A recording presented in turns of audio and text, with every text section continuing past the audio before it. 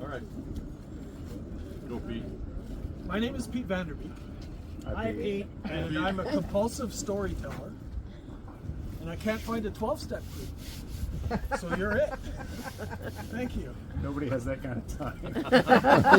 I thought the story was about the Coke. Imagine what a 12-step group for compulsive storytellers would be like, right? It's probably better than the procrastinator 12-step group. So I want to tell you the story of the jacket because it's so tied to STM work. I worked in a church called Maranatha. It's a couple contracts ago in Edmonton. In fact, my first church was a Bethel and then a Maranatha and a Maranatha. So I thought I was going to be a specialist. Bethels and Maranathas. But then I got a different one again. And so I worked there as the STM. It's in Edmonton. And this is a very typical CRC that had great dreams when they built the building. And I got to hear those stories.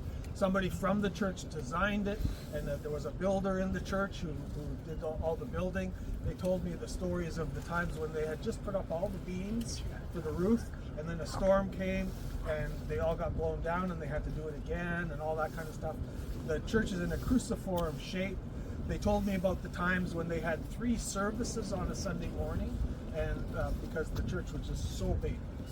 But when I got there, it was in that category that we have been talking about today, where it had been shrinking, and they were concerned about this. So I would say the worship space was maybe only half full on Sunday. There was lots of empty space.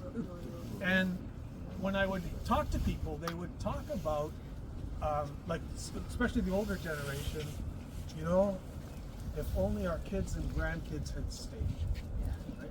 And that was what they built it for. So they were, and the viability question was pretty alive for them because it wasn't turning out the way they had imagined when they built the building. So as I'm there and starting to do some of the STM work with them in the history, and had a transition team going. And by the way, this is in Edmonton. So on my commissioning service, Amy could make it to the service because that's not often the case. And so she was there, and then we did the reception line after that first service. And there were a number of people from Myanmar, they're called the Karen people, in the service. Now you need to know that Amy, if you don't know that already, that Amy is a medical doctor, family doc, and a portion of her clientele are Native Canadians that she started dealing with when she was the doctor in the women's jail in Edmonton. She took some of them with her when she started her practice, and then she had a component of Dutch people, which she has just recently, by the way, quit because they were her toughest patients. But she never said that. Okay, this was just my read of the situation. So she dropped that, going to the Dutch old age home in Edmonton and seeing patients there.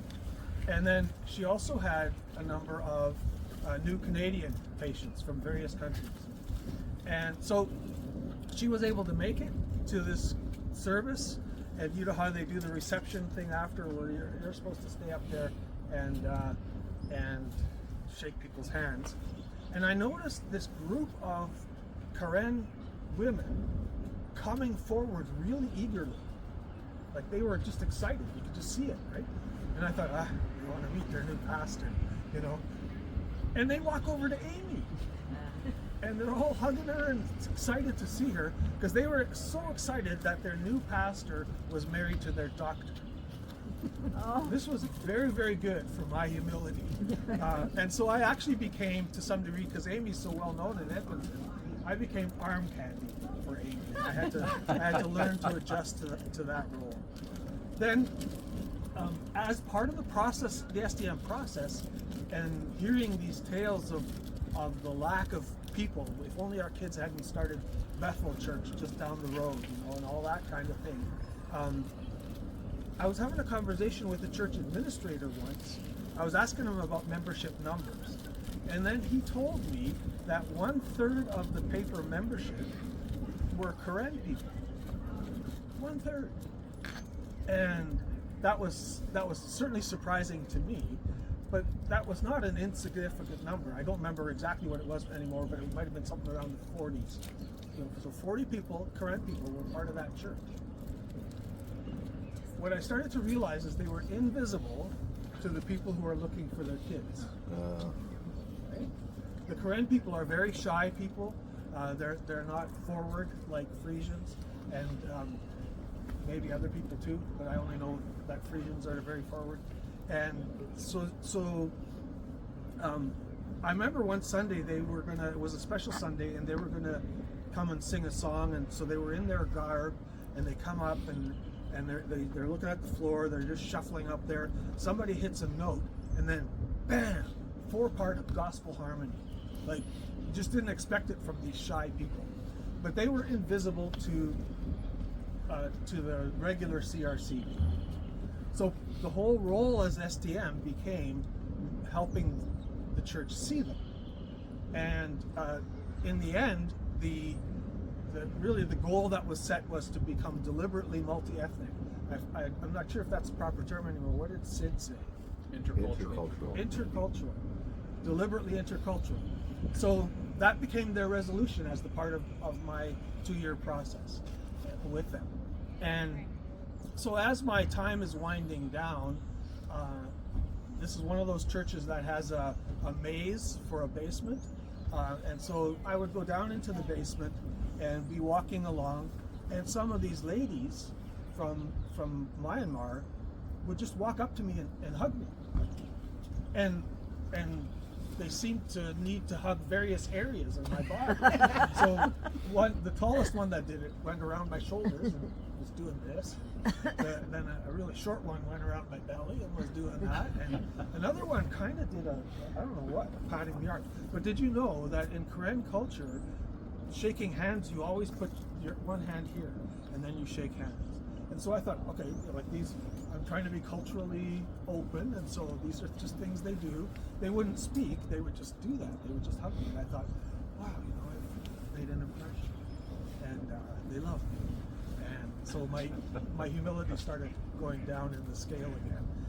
And by then I had also made clear, as I usually do, that I'm not one for pomp and ceremony and presentations and gifts in any kind of public setting.